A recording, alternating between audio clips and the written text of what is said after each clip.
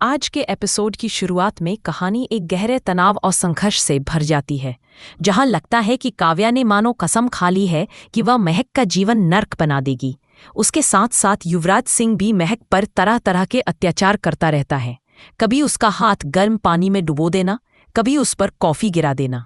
लेकिन इन सब परेशानियों और दर्द के बीच युवराज सिंह की माँ एक दीवार बनकर महक का साथ देती रहती है, जैसे वह ही एकमात्र सहारा हो। दूसरी तरफ अंजलि अपनी बेटी पद्मा को ढूंढने के मिशन पर पूरी ताकत से लगी हुई है। शादी में अब बहुत कम समय बचा है और वह जानती है कि अगर पद्मा नहीं मिली तो उसकी बेटी आरती उससे नफरत करने लगेगी और शादी भी खतरे में पड़ जाएगी। अंजलि के विरोध में खड़े लोग इतने ताकतवर हैं कि वह उसके हर कदम को रोकने की कोशिश करते हैं, लेकिन अंजलि हार मानने वालों में से नहीं है। वह बार बार गिर पर भी उठती है और पूरी मजबूती से लड़ाई जारी रखती है। इसी संघर्ष के बीच एक मोड़ आता है जब अंजलि उस गुंडे को पकड़ लेती है जिसके पास पद्मा के बारे में जानकारी होती है, लेकिन वह गूंगा होने का नाटक कर रहा होता है। अंजलि अपना सारा गुस्सा उस पर उतारते हुए उसे डंडे से पीटने लगती है और बताती है कि उसके पास केवल 48 घंटे बचे हैं, जिसके बाद उसकी बेटी मंडप में बैठने वाली है और उससे पहले वह हर हाल में पद्मा तक पहुंचना चाहती है ताकि अपनी बेटी को यह समझा सके कि उसका हर कदम प्यार से भरा है, न कि नफरत या जिद से। अगर पद्मा नहीं मिली तो उसकी बेटी का विश्वास टूट जाएगा और वह हमेशा के लिए अंजलि से दूर हो जाएगी। इस सबके बीच अंजलि कानून का सम्मान भी करती है, लेकिन अपनी बेटी का भविष्य उसके दिल में इतना भारी है कि वह कहती है कि इस गुंडे का सच निकलवाने के लिए उसकी खोपड़ी तक फोड़नी पड़े तो वह पीछे नहीं हटेगी। अंजलि गिन्नी, रानी माजूमदार, दामोदर और युवराज सिंह ठाकुर, इन सब का नाम लेते हुए गुंडे पर दबाव बनाती है, लेकिन गुंडा कुछ भी बोलने को तैयार नहीं होता। जैसे जैसे समय कम होता जाता है, अंजलि और ज्यादा आक्रोशित हो जाती है। वह एसीपी सर की रिवॉल्वर तक छीन लेती है और गुंडे की कनपटी पर रख देती है। यह देखकर एसीपी सर घबरा जाते हैं और झपटा झपटी में गोली चल जाती है। एक पल को ऐसा लगता है कि गोली गुंडे को लग गई, लेकिन सौभाग्य से ऐसा नहीं होता। एसीपी सर कठोर लेकिन संयमित आवाज में कहते हैं कि एनकाउंटर करना हो या पूछताछ, ये काम उन्हें करने दिया जाए, क्योंकि वह पहले भी कई मामलों को संभाल चुके हैं। फिर वह गुंडे पर पिस्तौल तानकर उसे डराते हैं और कहते हैं कि अगर अब भी नहीं बोला तो उसकी जान पर बनाई को। यह सुनकर गुंडे की हिम्मत टूट जाती है और वह अंजलि के पैरों में गिरकर माफी मांगने लगता है। वह आखिरकार बताता है कि पद्मा दौलतपुर जाने वाले रास्ते पर गली नंबर 3, मकान नंबर 6 में छिपी हुई है। पद्मा की जानकारी मिलते ही अंजलि और एसीपी सर वहां पहुंचने की तैयारी करते हैं। तभी अंजलि का फोन बजता है। वेद का कॉल होता है। वेद बहुत विनम्र भाव से अंजलि से कहता है कि उसकी एक रिक्वेस्ट है, और वह यह कि कृपया कोर्ट मत जाइए, क्योंकि आरती उससे बेहद प्यार करती है और अगर कोई नया ऑर्डर आया तो शादी रुक जाएगी।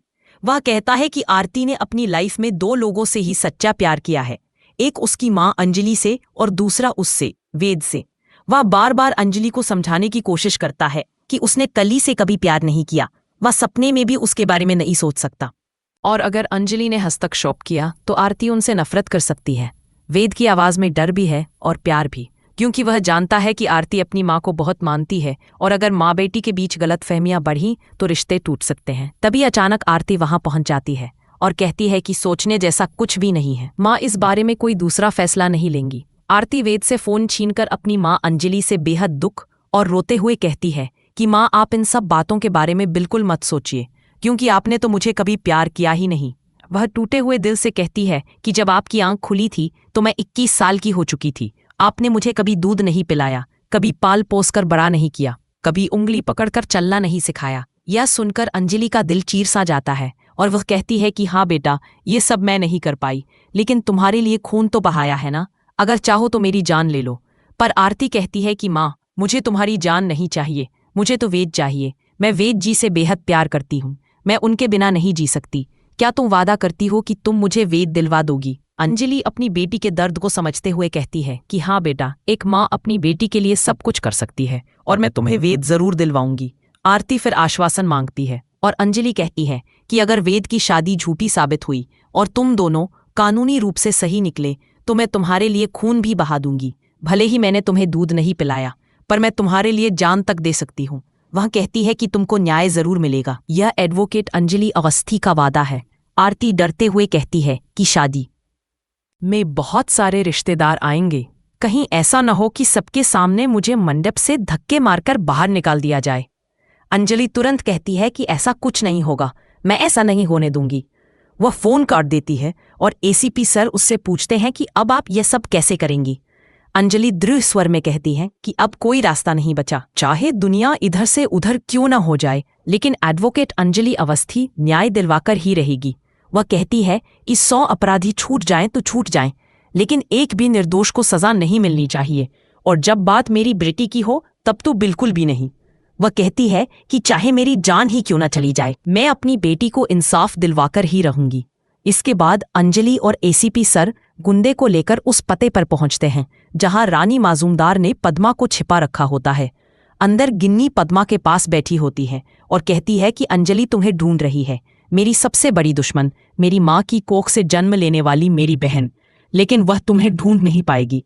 गिन्नी कहती है कि उससे पहले दामोदर माजूमदार तेरा चालान कर देंगे। यह एक ऐसा चक्रव्यूह है जिसे तोड़ना अंजलि के लिए असंभव है।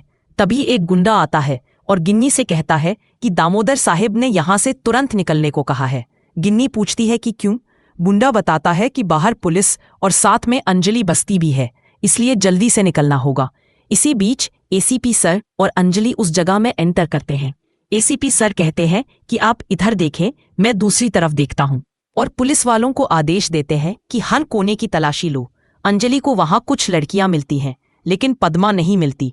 वह पागलों की तरह हर चेहरे को देखती है, हर दरवाजा खोलती है, हर कमरे में तलाशती है, लेकिन उसे पद्मा नहीं मिलती।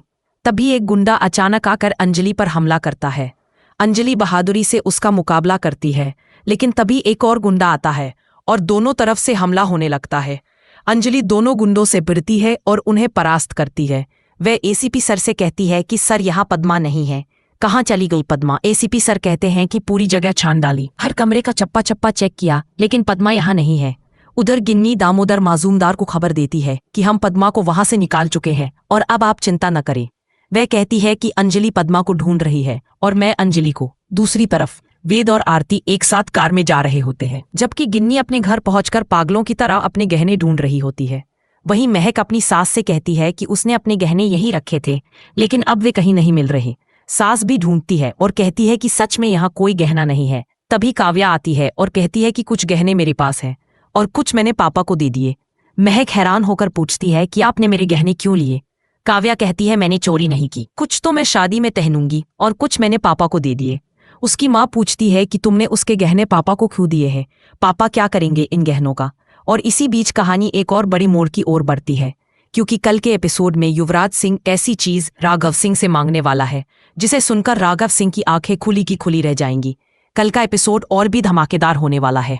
आज का एपिसोड आपको कैसा लगा हमें कमेंट में जरूर बताएं, और ऐसे ही अपडेट्स के लिए हमारे चैनल इन्फो ड्रामा हब को सब्सक्राइब करना न भूलें।